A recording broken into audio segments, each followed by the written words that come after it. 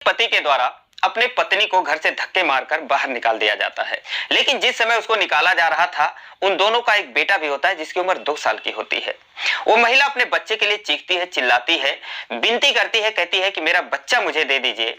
लेकिन दोस्तों, उस बच्चे को भी उस महिला से छीन लिया जाता है। लेकिन जब बिछड़ने के 10 सालों के बाद वो माँ अपने बेटे से मिलती है, तो दोस्तों बेटा इस हालत में होता है, उसकी ऐसी हालत हो जाती है कि दोस्तों जो भी देखता है, चाहे वो कितना भी पत्थर दिल वाला इंसान ही क्यों ना हो, उसका भी कलेजा फट जाता है उस बच्चे की हालत को देखकर। लेकिन दोस्तों आखिर क्या बात थी, उस महिला को क्यों धक्के मारकर बाहर निकाला गया और क्यों उस बच्चे को छीन लिया गया, और जब बच्चा मिलता है तो उसकी क्या हालत होती है, यही सब बहुत दर्द भरी कहानी है। आइए जानते हैं पूरी कहानी इस वीडियो में। लेकिन वीडियो में आगे बढ़ने से पहले बस वही रिक्वेस्ट कि वीडियो को लाइक कर दीजिए, चैनल को भी सब्सक्राइब कर लीजिए ताकि मेरा हौसला बढ़ता रहे।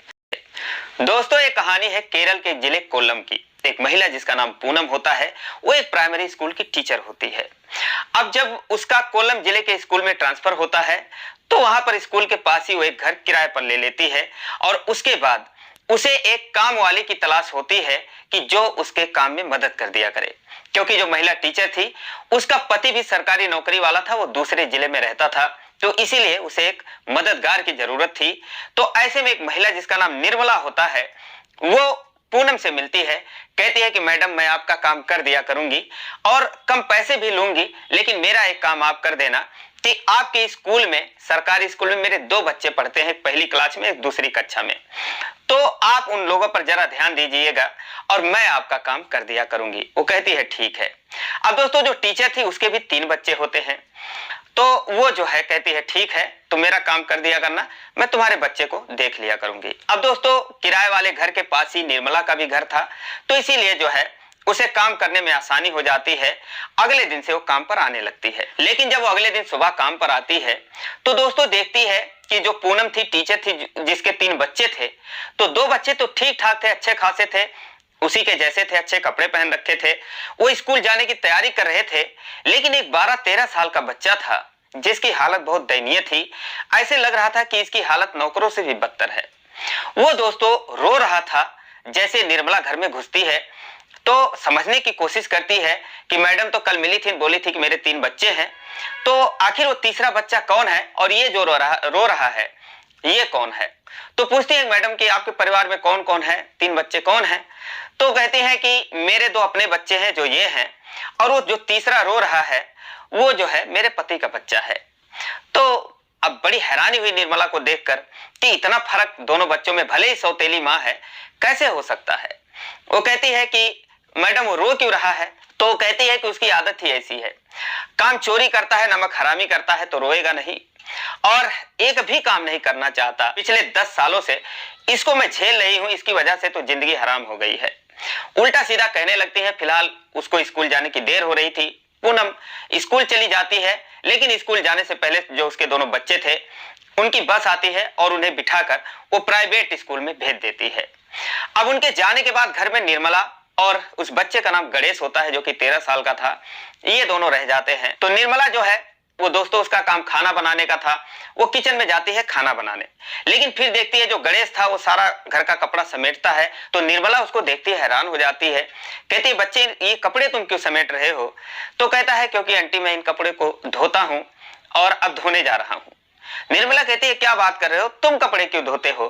कहता है कि आंटी मैं ही सारा काम करता हूँ पिछले 1-2 सालों से। कहती है तुम पढ़ने नहीं जाते।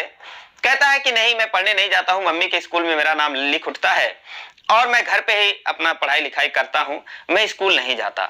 निर्मला ये सुनकर हैरान हो जाती है, सोचती है भले ही सौतेला बेटा है लेकिन कम से कम एक शिक्षिका है, पढ़ी लिखी है, स्कूल में पढ़ाती है, शिक्षा का महत्व तो समझना चाहिए और इसको भी स्कूल भेजना चाहिए। फिर वो कहती है कि तुम्हारे पापा कहाँ रहते हैं। तो वो कहता है कि मेरे पापा जो है यहाँ नहीं रहते, वो भी कहीं नौकरी करते हैं, वहां पर रहते हैं और हम लोगों के पास नहीं रहते, कभी कभार हफ्ते 10 दिन में आते रहते हैं। अब दोस्तों उसके बाद वो कहती है ठीक है बेटा तुम कपड़े मत धो, मैं धो दूंगी, क्योंकि उसको जो है तरस आ जाता है गणेश के ऊपर। वो कहता है नहीं आंटी लेट हो जाएगा और कपड़े धोने जरूरी हैं। तो कहती है कि अभी मैं खाना बना के धो दूंगी। तो कहता है कि आंटी अगर आपको धोना ही है तो आप पहले ही धो दीजिए, खाना बाद में बना लीजिएगा, लेकिन आप मम्मी से मत बताइएगा कि आपने कपड़े धुले हैं वरना मुझे वो मारेंगी। तो निर्मला ने कहा नहीं बताऊंगी, लेकिन वो कहती है कि पहले मैं खाना बना लेती हूँ फिर उसके बाद धोती हूँ। दोस्तों वो खाना बनाने चली जाती हैं, लेकिन गणेश फिर भी चुपचाप नहीं बैठता। वो सारे जो घर के जूते थे, जैसे उन बच्चों के थे और उस पूनम के थे चप्पल वगैरह, वो सब धोने में लग जाता है। निर्मला देखकर हैरान हो जाती हैं। फिलहाल वो अपना काम करती हैं और खाना बनाने के बाद सारे कपड़े धो देती हैं। और उसके बाद फिर जब वो जाने लगती हैं तो कहती है बेटा मैं जा रही हूँ। गणेश कहता है ठीक है आंटी जाइए, लेकिन आप मम्मी से मत बताना कि कपड़े मैंने नहीं धोए हैं वरना वो मारेंगी मुझे। निर्मला कहती है क्यों, तुम तो बैठे तो थे नहीं, तुम भी तो कुछ ना कुछ कर ही रहे थे। तो कहता है फिर भी मुझे मारेंगी। दोस्तों ये कहते हुए इसके आंखों में आंसू आ जाते हैं। निर्मला की भी आंखों में आंसू आ जाते हैं, क्योंकि वो सोचती है कि इतना प्यारा सा बच्चा है, इतना छोटा सा बच्चा है, इसके मन में इतना डर भर रखा है कि बेचारा रो दे रहा है कि कहीं ये बात पता न चल जाए। वो कहती है बेटा नहीं कहूंगी। उसके बाद वो जो है चली जाती है अपने घर। अब जब अपने घर जाती है निर्मला तो उसके भी 2 बच्चे थे, एक छोटी बेटी एक बेटा था, जो कि उसी स्कूल में पूनम के स्कूल में पढ़ते थे। तो उसके जो सास ससुर थे, उसका पति था जिसका नाम अनुज होता है, वो सब्जी वगैरह का ठेला लगाता था। तो इस तरीके से परिवार चलता था। अब दोस्तों उसके बाद फिर जब शाम हुई फिर निर्मला उस घर में आई। फिर जो है जो गणेश था वो फिर रो रहा था, क्योंकि पूनम ने उसे फिर पीट दिया था। वो जैसे घर में घुसती है उस बच्चे को देखकर दुखी हो जाती है, पूनम के पास जाती है, बोलती है कि मैडम क्यों रो रहा है वो। तो कहती है कि अरे तुम्हें मैं सुबह बताया कि ये नमक हरामी करता है, काम चोर है, रोएगा ही, और ये तो ऐसे हमेशा ही रोता रहता है, काम करने को मत कहो। वो कहती है कि मैडम लेकिन काम तो करता है, अब इतनी कम उम्र है इस बच्चे की तो थोड़ी बहुत गलती तो हो ही जाती है, और काम करता है, इतने उम्र के बच्चे कोई काम नहीं करते, तो आखिर क्यों रो रहा है। तो पूनम कहती है कि देखो कपड़े अभी तक गीले हैं और प्रेस नहीं किया इसने, कल क्या पहन के जाऊंगी, मेरे बच्चे क्या पहन के जाएंगे। अरे घूम रहा होगा, मेरे जाने के बाद पहले तो खेला होगा, उसके बाद ठूस लिया होगा, खाना खा लिया होगा, उसके बाद इसको याद आई होगी तो अपना धोया होगा। कहती है नहीं मेरे जाने के बाद तुरंत काम पे लग गया, पहले जूता वगैरह धोया उसके बाद कपड़े धोया होगा। तो पूनम कहती है हाँ तो इसको इतनी समझ नहीं होनी चाहिए कि पहले मैं कपड़े धो दूं। अब दोस्तों फिलहाल जो निर्मला थी वो काम में लग जाती है, क्योंकि पूनम उससे कहती है कि तुम ज्यादा इसके बीच में इंटरफेयर मत करो, इसकी आदत ही ऐसी है, अभी तुम इसको नहीं जानती हो, मैं इसको झेल रही हूं, मैं जानती हूं। अब दोस्तों जो निर्मला थी अपने काम में लग जाती है। उसके बाद जो है उसने कुछ अंडे लाए थे, करीब 6 अंडे पूनम लाई थी, तो निर्मला को देती है, कहती है इसको उबाल दो और उसके बाद खाना बनाओ। अब उबाल के और काट के ले आती है, उसके सामने प्लेट में रख देती है। उसके दोनों बच्चे जो थे वो उसको पढ़ा रही थी, और जो गणेश था अपना किताब लेके वही किनारे पर बैठकर कुछ पढ़ रहा था, कुछ देख रहा था। जब उसके सामने रख देती है तो सारे बच्चे जो है अंडे खाते हैं, पूनम खाती है, लेकिन गणेश जो था वो टुकुर टुकुर उन लोगों का मुंह देखता है, ये भी नहीं कहती कि अच्छा ये ले एक तू भी खा ले, या आधा ही ले ले तू खा ले। ये चीज निर्मला को बहुत बुरा लगता है, और उसके बाद जब वो बच्चे खाने से मना कर देते हैं, उनको जबरदस्ती खिलाती है, मना कर देते हैं, क्योंकि एक बच्चा करीब 9 साल का था, एक बच्चा उसका 7 साल का था। जब वो मना कर देते हैं तब वो गणेश को देती है, कहती है ये ले खा ले, और जो प्लेट है उसको किचन में ले जाके रख दे। अब दोस्तों आप सोच रहे होंगे कि मैं कुछ ज्यादा ही बोल रहा हूं, कैसे कोई भले ही सौतेली माँ थी, इंसानियत तो होगी उसके अंदर, इतना कैसे कर सकती है। लेकिन दोस्तों मैं आपको बता दूं कि सौतेली माँ ऐसा व्यवहार कर सकती है कि आप सोच भी नहीं सकते। अब उदाहरण के लिए दोस्तों आप मात्र 30 सेकंड की एक कहानी सुन लीजिए, जो कि पूरी दुनिया में वायरल है, आजकल चर्चा का विषय बना हुआ है। सौतेली माँ कितना अत्याचार कर सकती है। दोस्तों पाकिस्तान के एक पति पत्नी होते हैं जो कि इंग्लैंड में रहते हैं, क्योंकि पति का बिजनेस जो है इंग्लैंड में था।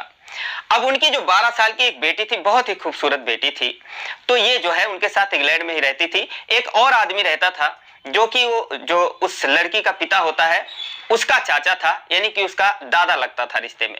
ये 4 लोग रहते थे। लेकिन जो सौतेली माँ थी जिसकी उम्र 30 साल की थी, उसके सगे पिता की उम्र 43 साल की थी। तो सौतेली माँ को न जाने क्यों इतनी नफरत थी उस प्यारी सी बेटी से, 12 साल की बेटी से, कि उसको बहुत मारती थी। और एक दिन वो दोनों पति पत्नी मिलके, सौतेली माँ और उसका सगा बाप, ये दोनों मिलके उसको इतना मारते हैं कि उसके शरीर की दोस्तों 26 हड्डियां टूट जाती हैं, और शरीर पर कटे जले का तमाम निशान होता है। और उसके बाद उसको उसी हालात में छोड़कर डर के मारे ये तीनों लोग पाकिस्तान भाग जाते हैं, यानी जो उसका दादा था वो भी भाग जाता है। और यहाँ पर जब पुलिस किसी तरीके से उस बच्चे के पास पहुंचती है, उसको हॉस्पिटल लेकर जाती है, लेकिन दोस्तों अफसोस की बात थी कि उस बच्ची की हालत इतनी गंभीर हो चुकी थी कि उसे बचाया नहीं जा सका। उस बच्ची की मौत हो जाती है। उसके बाद जो है कुछ दिन बाद अब ये लोग फिर पाकिस्तान से, चूंकि इनका बिजनेस वहां पर था, तो इंग्लैंड आते हैं, सोचते हैं कुछ नहीं होगा, लेकिन दोस्तों आते ही उनको पुलिस पकड़ लेती है। उसके बाद उन पर मुकदमा चलता है और 35-35 साल की सजा सुनाई जाती है उस सौतेली माँ को और सगे बाप को। इसके अलावा जो चाचा था, यानी जो उसका छोटा दादा था, उसको भी 20 साल की सजा सुनाई जाती है कि अगर तुम चाहते तो शायद उस बच्ची के ऊपर इतना जुल्म नहीं होता, तुम पुलिस को भी इन्फॉर्म कर सकते थे या बीच में इंटरफेयर भी कर सकते थे। दोस्तों अभी हाल की ही घटना है और पूरी दुनिया में वायरल है, आप चाहें तो इसे सर्च कर सकते हैं। तो इस तरीके से उस प्यारी सी बच्ची के ऊपर इतना जुल्म किया उस सौतेली माँ ने। आखिर उसकी गलती क्या रही होगी? कुछ भी नहीं, लेकिन उसके प्रति उसके दिल में इतनी नफरत थी। तो दोस्तों यही ऐसा ही कुछ हाल जो है वो गणेश के साथ होता था। उसकी सौतेली माँ जब तक उसको मार नहीं लेती थी, उसको रुला नहीं देती थी, उसको तड़पा नहीं देती थी, उसको चैन मिलता ही नहीं था। और गणेश जो था बेचारा क्या करता, चुपचाप सुनता रहता था। एक दिन उसने उस निर्मला से बोला कि आंटी आप मेरे तरफ से मत बोला करिए, क्योंकि जब आप बोलती हो और चली जाती हो तो मुझे और ये मारती हैं, कहती है तू मेरी बेइज्जती करवाता है, इसीलिए आप मत बोला करिए। तो निर्मला हैरान हो जाती है, कहती है क्यों, तुम्हारे जो पिता हैं आखिर वो नहीं बोलते कुछ, वो आते हैं तो फिर ये कैसा करती है। गणेश कहता है कि फिर वो भी मुझे मारते हैं, ये उनसे शिकायत लगाती हैं तो वो भी मुझे मारते हैं, दोनों लोग मुझे मारते हैं। निर्मला कहती है और ये जो दोनों बच्चे हैं इनको नहीं मारते? तो कहता है नहीं, इनको कोई नहीं मारता, इनको बहुत प्यार करते हैं। वो दोस्तों रोने लगता है। अब ये सुनकर किसी का भी कलेजा फट जाएगा, जाहिर सी बात है निर्मला भी रोने लगती है। वो कहती है बच्चे तुम्हारी जिंदगी तो बहुत नरक है, मैं क्या करूं। अब दोस्तों वो नौकरी कर रही थी, उसके बाद वो कुछ नहीं बोलती, लेकिन उसके सामने जो है अत्याचार उस बच्चे पर वो करती रहती थी।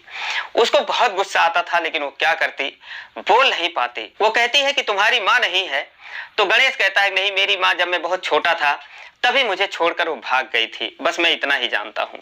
अब दोस्तों एक दिन क्या होता है कि जो अवस्थी था अपने नौकरी से 1-2 दिन के लिए पूनम के पास आ जाता है, क्योंकि उसकी छुट्टी थी।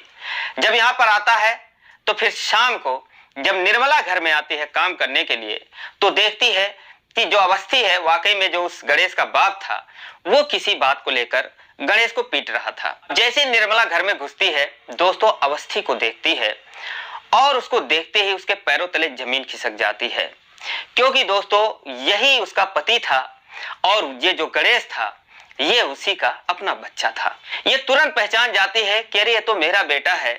दोस्तों वो जोर जोर से चिल्लाते हुए दौड़ती है गणेश के पास, उसे अपने छाती से लगा लेती है और कहती है कि मेरे बच्चे तू इतना जुल्म सह रहा है, मेरे आंखों के सामने तेरे ऊपर ये अत्याचार हो रहे हैं और मुझे पता भी नहीं।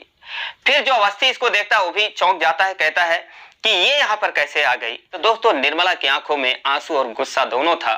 वो कहती है कि ऊपर वाले ने मुझे भेजा है अपने बेटे को बचाने के लिए। दोस्तों वो उसके बाद अवस्थी पर टूट पड़ती है, उसे नोचने लगती है, मारने लगती है। अब पूनम को वहीं पर समझ में नहीं आता कि ये क्या हो गया। वो दौड़ी दौड़ी आती है, कहती है अरे ये क्या हो गया है, ये तुम क्या कर रही हो। अब दोस्तों उसके बाद वो पूनम के बाल पकड़ लेती है, वहीं पर गिरा देती है, उसको भी मारने लगती है। निर्मला के शरीर में इतना जोर था नहीं, लेकिन दोस्तों जो है जब बच्चे की अपने शकल देखती है और सोचती है कि 15 दिन से मैं देख रही हूँ इसके ऊपर क्या बीत रही है, तो पिछले 10 सालों से लोग क्या कर रहे थे इसके साथ। उसके बाद दोस्तों उसके शरीर में ना जाने कहां से इतनी ताकत आ जाती है कि इन दोनों को जी भर के मारती है, चीख पुकार मच जाता है घर में। अब जो गणेश था दोस्तों वो जो है उन्हीं दोनों को बचा रहा था, बोल रहा था आंटी आप मेरे मम्मी पापा को क्यों मार रही हो। वो जो है कहती है कि बेटा मैं तेरी माँ हूं और मुझे माफ कर दे कि मैं ही तेरी इस हालत की जिम्मेदार हूं। अब चीख पुकार सुनकर दोस्तों पड़ोसी जो थे वो भी आ जाते हैं, बीच बचाव करते हैं। कोई जो है वो पुलिस को फोन कर देता है। अब दोस्तों इतना हंगामा मचा हुआ था, लेकिन लोग कंफ्यूज थे कि आखिर बात क्या है। तो दोस्तों इसके पीछे की जो कहानी थी दरअसल उसके अनुसार 2005 में अवस्थी और निर्मला की शादी हुई थी। निर्मला 8वीं-9वीं तक पढ़ी थी। मैं आप लोगों को अपनी कहानी के माध्यम से सचेत करना चाहता हूँ कि आप लोग सचेत रहें। जिस प्रकार से वेस्टर्न कल्चर हम लोगों के देश में घुस चुका है, तो हम लोगों को सतर्क रहना अति आवश्यक है। मैं अपनी कहानी के माध्यम से बस आप लोगों को यही सूचना देना चाहता हूँ। अगर आप लोगों को कोई भी सजेशन हो जो आप मुझे देना चाहें तो कमेंट्स में ज़रूर लिखें। मैं उसे अपने कहानी में ज़रूर फॉलो करूँगा। और फिर मिलता हूँ आप लोगों को एक नई कहानी के साथ। तब तक के लिए आप अपना ख्याल रखें। जय हिंद, जय भारत।